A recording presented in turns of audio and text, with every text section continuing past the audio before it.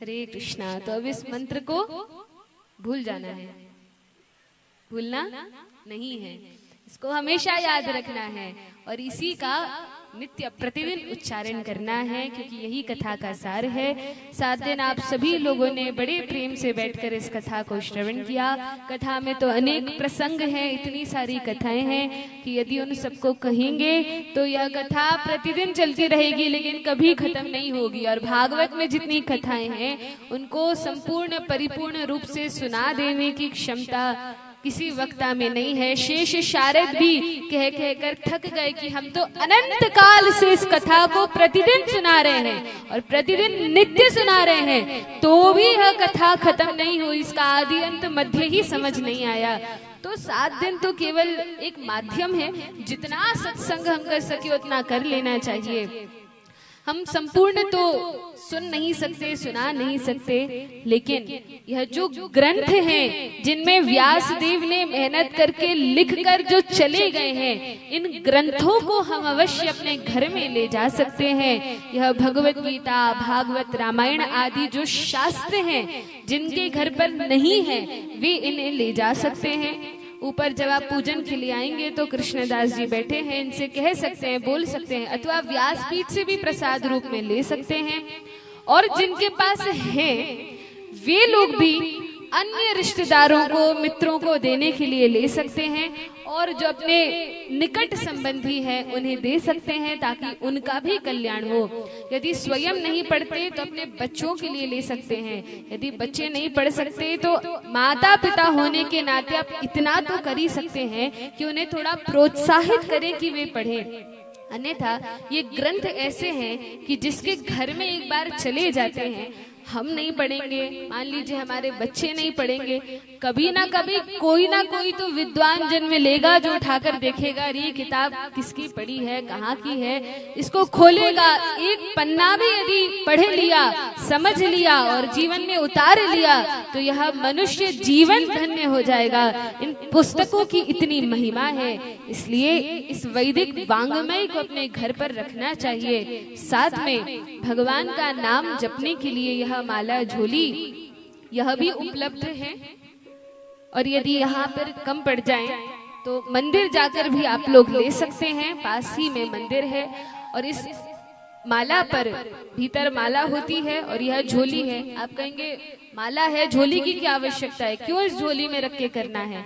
तो कहा इसीलिए क्योंकि यदि हम माला को बिना झोली में डाले करते हैं ऐसे दिखाते हुए तो क्या होता है, तो माला जपने का जो लाभ हमें मिलना चाहिए वह हमें ना मिलकर असुरों के पास चला जाता है। इसलिए माला को हमेशा इस झोली के अंदर रखकर और जो पहली उंगली है इसको बाहर निकाल कर, क्योंकि इसका स्पर्श नहीं करते माला जपते समय, और तब इस माला को जपना चाहिए। कैसे जपना चाहिए? तो माला में कितने मन के होते हैं? 108 मन के होते हैं। माताएं सब जपती हैं इसलिए इन्हें पता है, थोड़ा यहाँ वालों को भी जपना चाहिए ताकि पता चले कितने मन के हैं। और तब क्या करना चाहिए? 108 मोती हैं, हर एक मोती पर एक बार हरे कृष्ण कृष्ण कृष्ण हरे हरे, राम राम हरे हरे, यह कहकर एक मोती सरकाना चाहिए, फिर दूसरा मोती, तीसरा मोती, ऐसे 108 मोतियों पर 108 बार जब हम हरे कृष्ण यह पूरा मंत्र उच्चारण करते हैं तब एक माला होती है। आप कहेंगे इसमें तो बहुत समय लग जाएगा, लेकिन बहुत समय नहीं लगता। प्रारंभ में 10 से 15 मिनट लग सकते हैं, पर जब अभ्यास में आ जाता है तब 5-6 मिनट में, 6 मिनट में एक माला आराम से हो जाती है, 6-7 मिनट में। और ये तो हमें नियम बनाना चाहिए, कम से कम एक माला का, उससे कम तो कुछ होता नहीं है, एक से कम तो कुछ होता नहीं है, तो कम से कम एक माला का नियम हमें बनाना चाहिए। आइए कथा के विश्राम की ओर आगे बढ़ते हैं। भागवत में 12 स्कंध हैं और 12 स्कंध में जो अंतिम का श्लोक है उसमें श्री सुखदेव गोस्वामी प्रार्थना करते हैं सभी लोगों के लिए जिन्होंने भी इस भागवत को श्रवण किया है। आइए हाथ जोड़कर हम भगवान से प्रार्थना करते हैं कि भगवान अपनी भक्ति हमें प्रदान करे। 7 दिन की कथा आप सभी लोगों ने बड़े प्रेम से बैठकर श्रवण की है।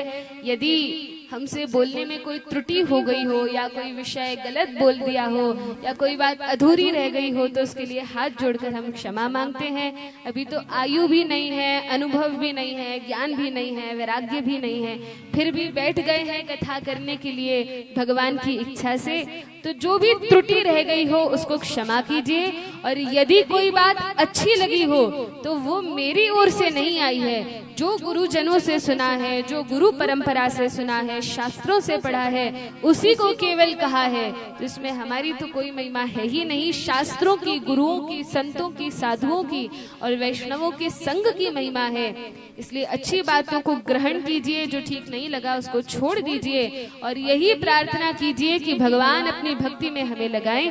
सभी पीछे पीछे कहेंगे, भवे भवे भवे भवे यथा भक्तिः यथा भक्तिः पादयोस्तव जायते पादयोस्तव जायते तथा कुरुष्व देवेश देवेश नाथस्त्वं नो नाथस्त्वं नो यतः प्रभो। यतः प्रभो। सभी प्रार्थना करेंगे, हे भगवान हमसे जो भी त्रुटि हुई हो उसको क्षमा कीजिए, और यह वरदान दीजिए कि हर जन्म जन्म में आपके चरणों के प्रति हमारा अनुराग हो, आपके प्रति हमारी भक्ति बढ़े और आपसे प्रेम हो।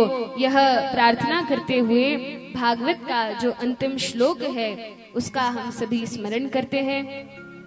नाम संकीर्तनम यस्य नाम संकीर्तनम यस्य सर्व पाप प्रणाशनम सर्वपाप प्रणाशनम प्रणामो दुःख शमनः प्रणामो दुःख शमनः तं नमामि हरिं परम् तं नमामि हरिं परम् तं नमामि हरिं परम् तं नमामि हरिं परम् तं नमामि हरिं परम् तं नमामि हरिं परम्। नाम संकीर्तनम यस्य, जिनके मात्र नाम का संकीर्तन करने से सर्व पाप प्रणाशनम, सारे पाप नष्ट हो जाते हैं, और प्रणामो दुःख शमनः, जिनको प्रणाम करने से सारे दुख समाप्त हो जाते हैं।